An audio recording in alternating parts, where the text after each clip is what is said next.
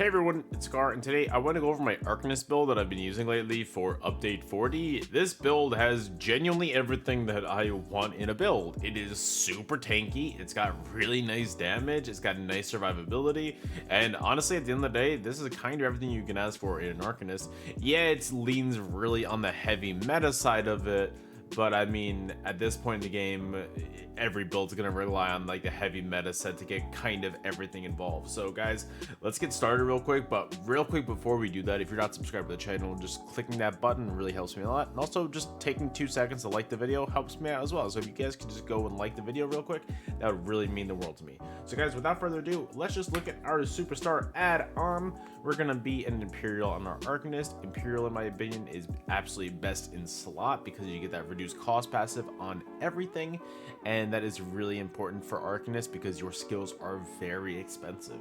So that really helps your overall sustain a lot, and really I felt like that was one of the only things I built into sustain with this build, and it was really all I needed at the end of the day. If you don't have Imperial, because I know that Imperial is one of the only it is the only race in the game that you have to buy extra. I think some really good follow-up options would be something along the lines of Orc. I think Orc would be really nice. I think that Khajiit would even be nice. Dark Elf would be a really good option as well, and honestly, I kind of want to try Nord at some point, but I would put that at the bottom of my list, just so don't do that. As moving on, we're going to be looking at our attributes. We're going to have 35 points into health and 29 points into stamina to give us a max magic pool of 15.3k, a max health pool of 38.3k, and a max stam pool of 22k. We're also going to be using the Serpent as our Mundus to increase our stam recovery. This is the only other thing that I built into our sustain, and honestly, it was really necessary. I used it without the Serpent first, and it was really struggling on my sustain.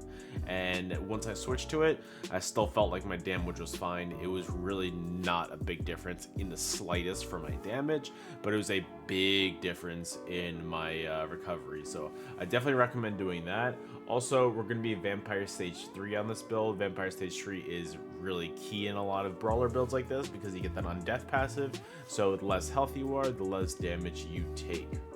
Alright, so moving on to our gear itself, we're going to be using as our monster set, we're going to be using Marisalak. Yeah, nothing new, guys. I know it's very meta. A lot of people run this. It's really good. It's really strong for a reason.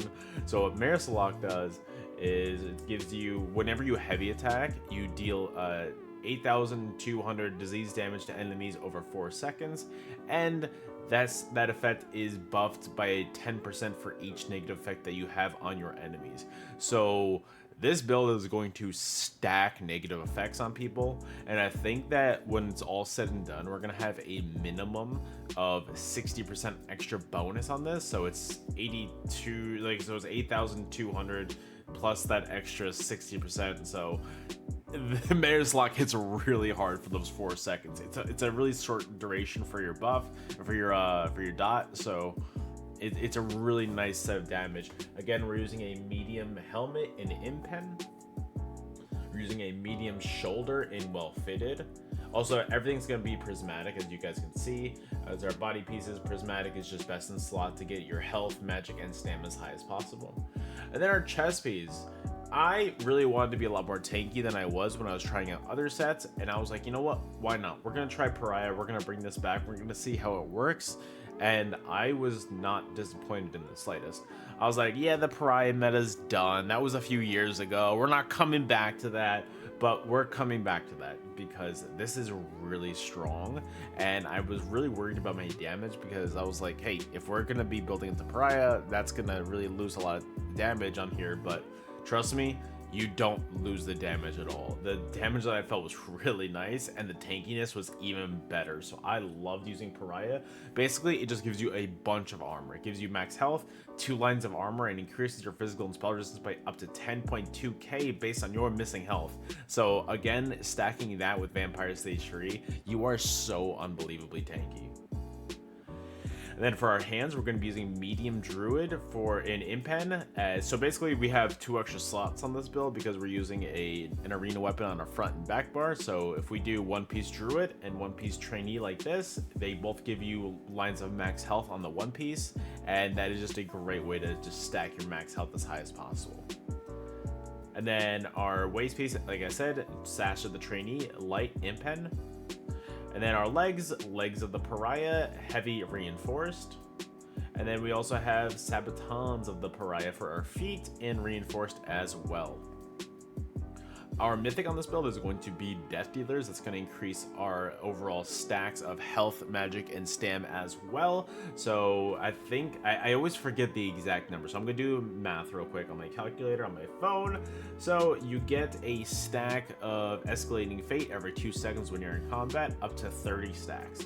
And each stack you get 88 magic, health, and stam. So 80 times 30, you get an extra 2,640 health, magic, and stam at max stats.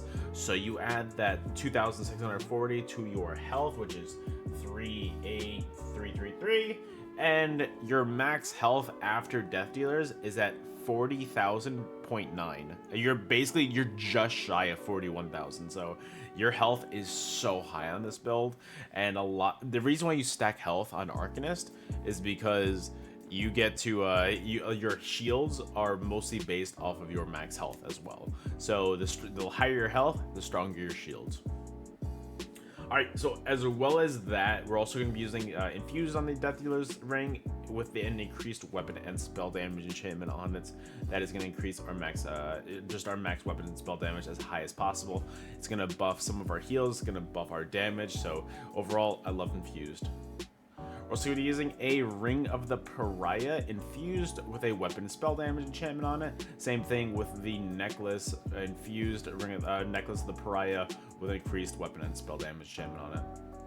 Moving on, we're going to be using Master's Dual Wield as our front bar. Master's Dual Wield is going to give us, let's explain it first. Sorry, guys, I just woke up, by the way. Like, I've been awake for like 30 minutes, so I apologize if I'm just rambling or whatever.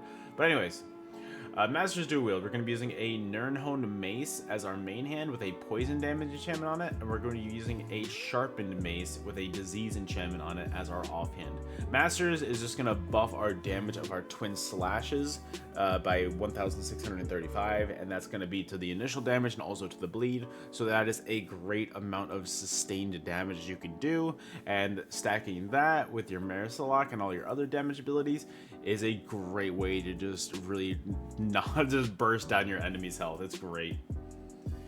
And then our back bar, we're going to be using Vadishron Perfected Ice Staff in the defending trait with an increased weapon and spell damage enchantment on it. So Vadishron, basically it casts a beam between you and your enemies, and that is going to do some nice damage over 10 seconds, and it's just great when you're stacking up all of your damage like that. That damage really adds up. Your Master's Dual Wield, your Vadishron ticking, your Marisalak ticking, and all that is just, that doesn't even count for your other damage abilities as well. So you stack those on your enemies and they are just getting melted down. Also, the ability that Vadishron procs off of, it gives you Major Breach on your enemies, so it's going to reduce their physical and spell resistance by 6k. So that's overall really, really nice. Also, moving on, we're going to look at our skills next. So we're going to be using Rending Slashes as our main spam build. That's going to be what's buffing your Master's Dual Wield.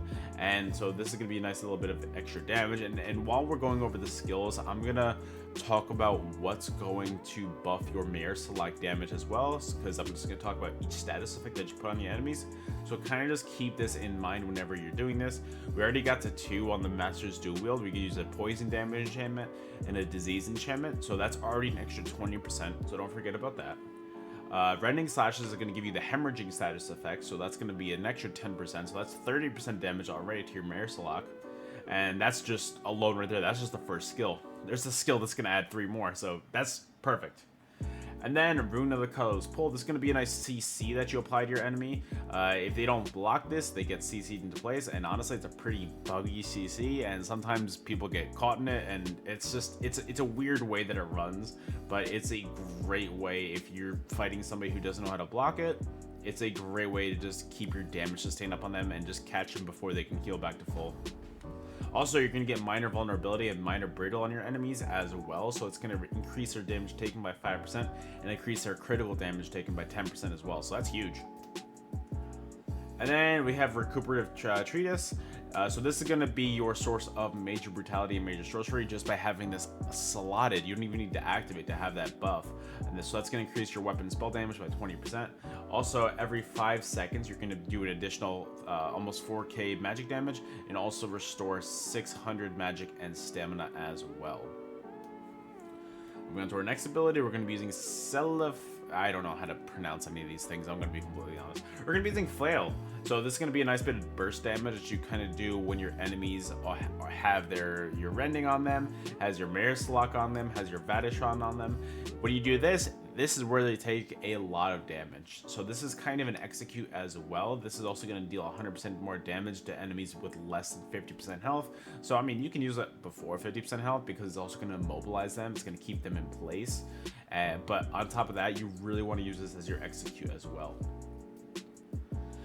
And then Crux Weaver Armor, this is going to be your source of major resolve, so it's going to increase your physical and spell resistance by 6k for 30 seconds. And then on top of that, while the armor persists, taking damage is going to apply minor breach to your enemy, so it's going to reduce their physical and spell resistance by 3k for 6 seconds. And then also you're going to get Cruxes as well, so Cruxes buff certain abilities on Arcanist when you have more. So I'll get to that when we get to the first. I think we only have one skill on here that actually uses Cruxes, I believe. But again, if you're taking count of this, actually I'll talk about that afterwards, sorry. And then Thriving Chaos is going to be the dual wield ultimate from the dual wield skill line. This is going to do a nice bit of damage over 8 seconds, and if you apply this to all of your other dots on this build, you are shredding people down. It's really tough to heal past it. And for each enemy hit, it's going to increase your damage jump by 6%. So if you can hit like multiple people with this, that's going to make the damage on this go so high. Okay, so Impervious Rune Ward, this is the only skill on our bar that's going to apply a Crux. Like, it's going to use the Cruxes and consume them. So this is going to be a shield that goes around you that just absorbs damage. So for the first second of it, you're going to be dealing, it's going to be a shield that's worth 11,800 damage. And then after that is when it drops down to about 6k damage. But again, it is based off of your max health, and that tooltip will get higher as your Death Dealer stacks get higher as well. And also, the first time you take direct damage, this shield retaliates and deals 3,381 magic damage to the attacker. So that's awesome as well. And that's based off of our armor. That can get even higher because I don't even have any buffs on right now. So great. I don't have my major or minor resolve on right now. So again, that's going to just be great for your overall damage back to your enemies. Also, consuming your Cruxes down your ability heals you for almost 4k health per Crux. So again, that's going to be great when you have 3 Cruxes. That's going to be a 12k heal as well. When you have 3 Cruxes, then it's really easy to generate those because you're not really using those on anything else. So that's a great heal. That's a great shield. This ability is stacked. Also, Race Against Time, this is going to be your snare removal. Also, it's going to be your source of major expedition. So it's going to make you fast for 4 seconds. Minor Force increases your critical damage done by 10% as well. But like I said, it's really about the snare removal and the ability to kind of get all those snares off you and get out of dodge. And then, as well, we're going to be using Rune Guard of the Still Waters. This is going to be another shield for you, that kind of, in a way. Basically, what it does is it gives you minor resolve and minor protection. And then on top of that, when you take damage below 50% health for the first time, the minor protection is consumed, so that goes away, but you heal for 11,700 health. So it's not like a shield, like a shield.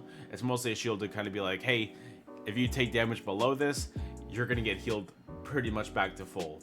So it's great. It's a great way to kind of ensure that you're not going to get bursted all the way down, and you just consume it. You just activate this again when you use this. That way you can just get that minor protection back up, and you can get that heal back up if you fall below again. So again, great skill to use. I've been using this instead of Resolving Vigor because this is just a better consistent heal, and you don't need to worry about that heal over time and applying it every few seconds. But we do have a heal over time on this, and that's Evolving Rune Mend. Basically, this can heal you or your allies 3 times for 3,835 health. So that's like 12 something. It's almost like an 11k tooltip about, I think. So that's great for your overall healing. Also, you can apply this to your allies as well, so it really helps. And then on top of that, you can also get an additional 4,300 health over 6 seconds, which isn't much, but hey, look, at the end of the day, it's still something. And then Ally Susceptibility. This is going to be your source of major breach for your enemies, so this is going to reduce their physical and spell resistance by 6k. And then on top of that, you're going to be applying the Burning, Chilled, and Concussion status effects on your enemies, so that's an additional 3 status effects on top of our other 3 status effects. So like I said, we have a minimum of 60% for our Mayor Select damage, and then also major breach right here, minor breach from the Crux Weaver's armor, and our penetrations are already at 8.2k, so that's an additional 9k off of that. So our penetration, when we're fully buffed up like that, is at about 17,000, which is huge. That's so high. And then also our back bar ultimate is going to be Sanctum of the Abyssal Sea. It's going to be a shield that goes around you that absorbs a bunch of damage. It's going to absorb about 45,000 damage, and it also absorbs 60% of the damage that's incoming for 10 seconds as well. And then after that, because if that wasn't enough, when the shield collapses, you do all the damage that was absorbed back as magic damage to enemies within 5 meters for 10 seconds as well. So that is insane amounts of damage right there. I was just tanking at one point in the back of a tower. I think that footage is going to be on this clip. I was just tanking a bunch of enemies on the back of a tower one time, and I was just absorbing the damage, and when the damage went back to them is when their health just started dropping. Then I started applying my dots to them, my status effects, and they just died. It was so nice. Alright, finally our champion points, and then we are done. Ironclad, Thaumaturge, Wrathful Strikes, and Untamed Aggression for our blue tree. Our red tree is going to be Boundless Vitality, Survival Instincts, Sustained by Suffering, and Pain's Refuge. In our green tree, all we really care about are Liquid Efficiency, Rationer. Yeah, War Mount's pretty cool, but also I just want to go into the green tree real quick and just remind you guys that Breakfall is hugely important. And also I use tripods on this build. I'm using the crown ones on this one, but I mean, you can use any kind of tripods. Also, I forgot to say I was using Jewels of Mizrael as my food as well. It's going to increase my max health, but while also increasing my stam and match recovery as well. And that is the entire build, you guys. I hope that you enjoyed. I know it's really leaning on the meta side, but at the end of the day, I do not care. It's about what I like, and it's about what I have fun with. And that's why I wanted to put this video out, because I thought that it was a fun build.